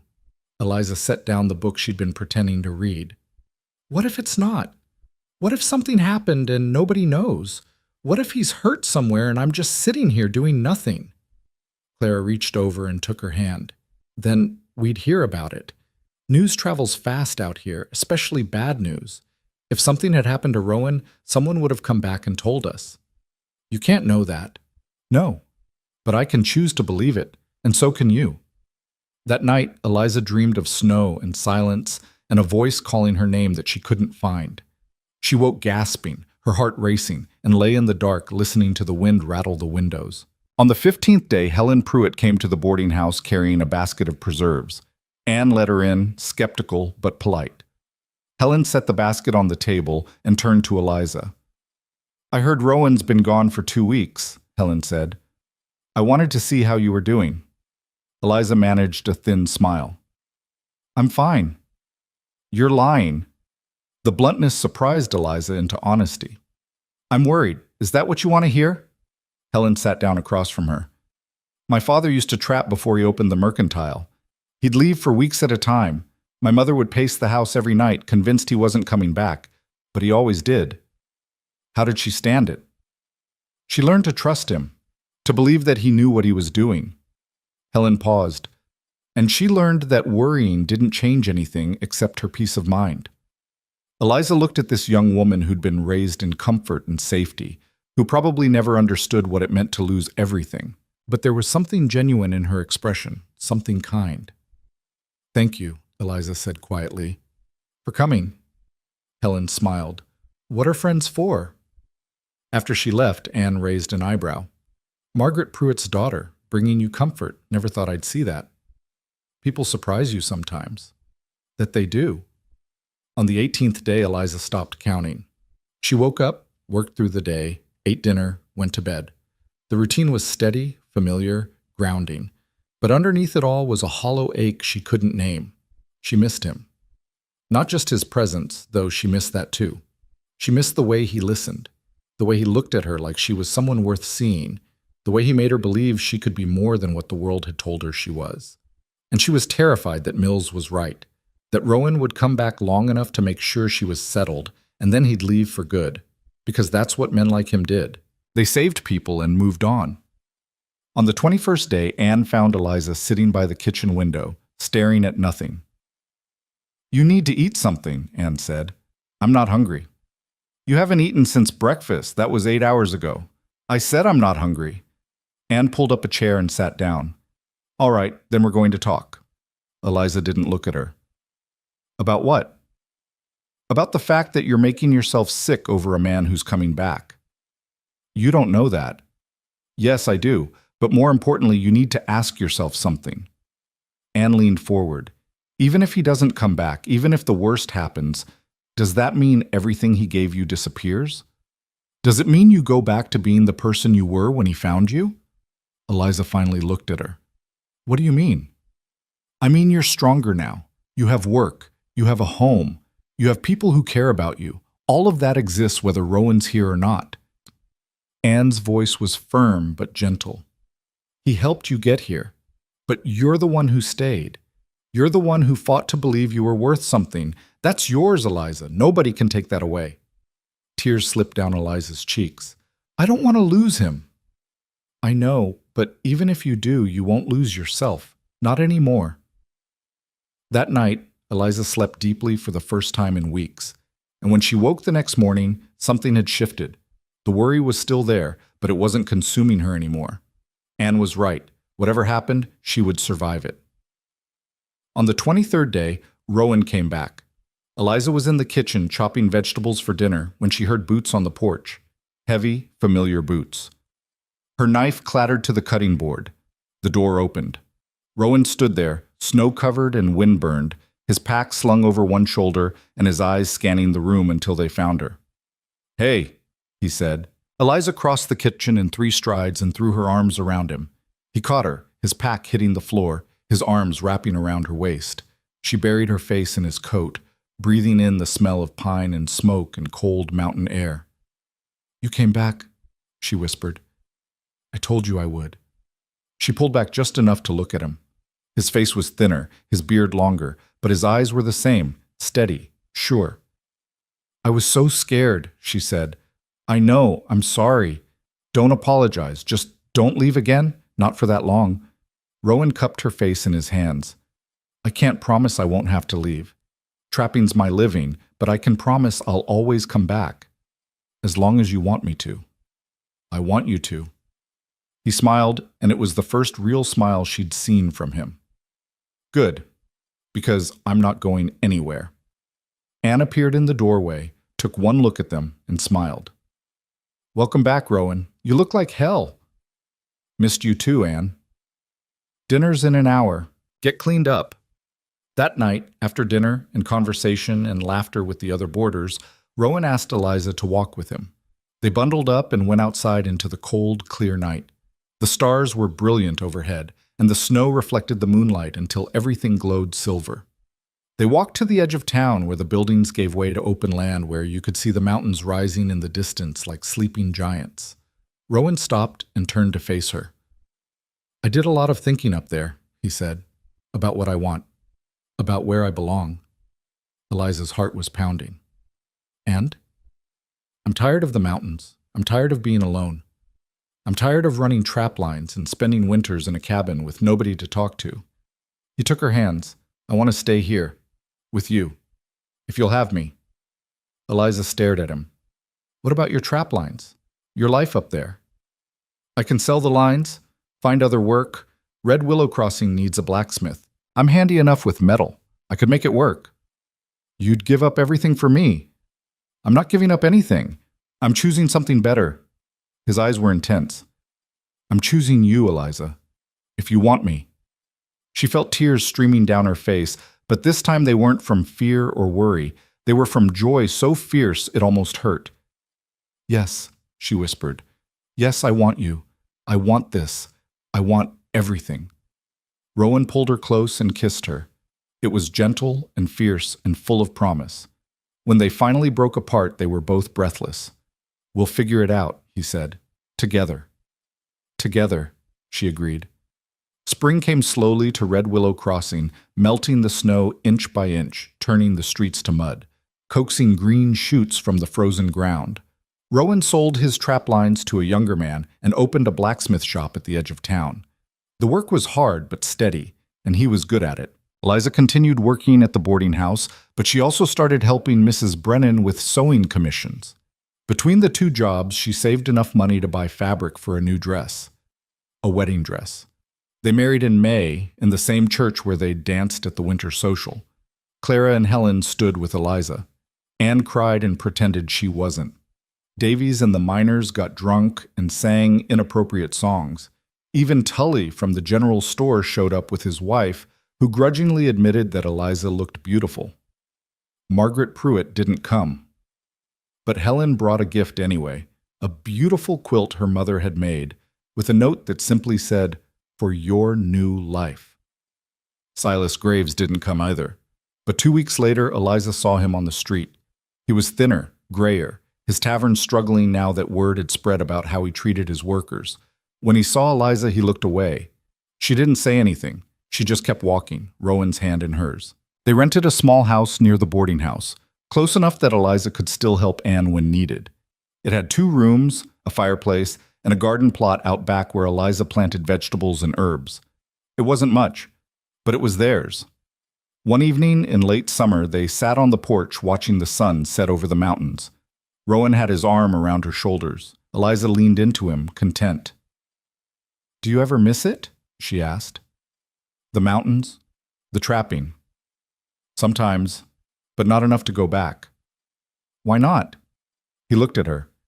"Because I found something better. Something worth staying for." She smiled. "What's that?" "You. This. A life that means something." Eliza rested her head on his shoulder. "I never thought I'd have this. A home. A husband. A future. Neither did I, but here we are. Here we are." They sat in comfortable silence, watching the light fade and the stars appear one by one. Years passed. Rowan's blacksmith business grew. Eliza's sewing skills became known throughout the territory. They built a life together, steady and strong, built on trust and respect and love that deepened with every season. Anne eventually sold the boarding house and moved in with them, too old and too stubborn to live alone. She taught Eliza how to preserve food, how to manage household accounts, how to stand up to difficult customers with grace and steel. Clara married one of the miners and had 3 children. She brought them by often, and Eliza taught them how to sew and told them stories. Helen Pruitt married a kind man from the next town over and started a women's reading circle. Eliza joined. Mills left Red Willow Crossing after a gambling debt caught up with him. Nobody missed him. And Silas Graves' tavern finally closed. He lost the building, lost his reputation, lost everything he'd built on cruelty and greed.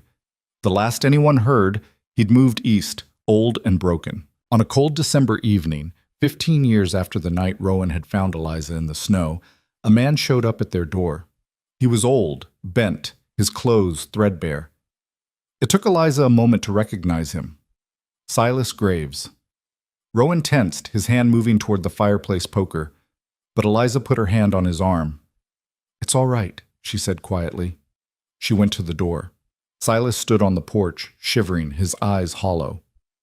"Miss Hart," he said, then corrected himself. "Mrs. Hale, I don't have any right to be here." "No, you don't. I know, but I'm asking anyway. I'm cold, I'm hungry, I have nowhere else to go." Eliza looked at this man who'd left her outside to freeze, who'd worked her to exhaustion and paid her in scraps, who'd made her believe she was worthless. She could turn him away. She had every right. Instead, she stepped aside. "Come in." Silas stared at her. "What?" "You heard me? Come in. Sit by the fire." He stumbled inside, disbelief written across his face. Rowan watched him with hard eyes, but said nothing.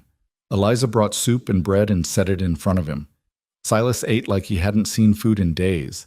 When he finished, he looked up at her, tears streaming down his weathered face. "Why?" he whispered. "After what I did to you, why would you help me?"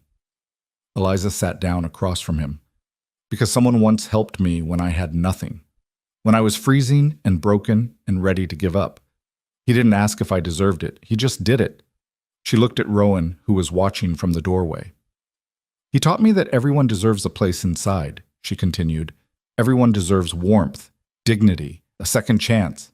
She turned back to Silas. "Even you." Silas broke down completely, sobbing into his hands. Eliza didn't comfort him. She didn't forgive him, but she gave him a meal, a warm place to sit, and directions to the church where the preacher helped travelers. When Silas left, stumbling into the cold night, Rowan came to stand beside her. "You didn't have to do that," he said. "I know, but I wanted to." "Why?" Eliza looked at him. "Because you taught me that cruelty doesn't have to breed more cruelty, that we can choose to be better, even when it's hard." Rowan pulled her close. "You're a better person than I am." "No, I just learned from the best." They stood together in the doorway, watching the snow fall, feeling the warmth of the fire at their backs and the weight of the life they'd built together. Eliza thought about the girl she'd been 15 years ago, cold, broken, invisible. And she thought about the woman she'd become, strong, loved, whole. The journey between those two people had been long and painful, and full of moments when she'd wanted to give up. But she hadn't, because someone had stopped, someone had seen her, someone had cared enough to ask why she was standing outside in the snow. And that one question had changed everything. Rowan closed the door against the cold. Eliza took his hand and led him back to the fire, back to the warmth, back to the life they'd built together from nothing but hope and determination and love. Outside, the snow fell soft and quiet over Red Willow Crossing. Inside, Eliza Hart was finally home. And she knew, with absolute certainty, that she would never be left outside in the cold again. Because she'd learned the most important lesson of all, the one that had saved her life and shaped everything that came after. Everyone deserves a place inside. Everyone deserves to be seen. Everyone deserves a chair by the fire. And no one, not ever, deserves to be forgotten in the snow. Forgotten in the snow. Forgotten in the snow. Forgotten in the snow. Forgotten in the snow. Forgotten in the snow. Forgotten in the snow. Forgotten in the snow.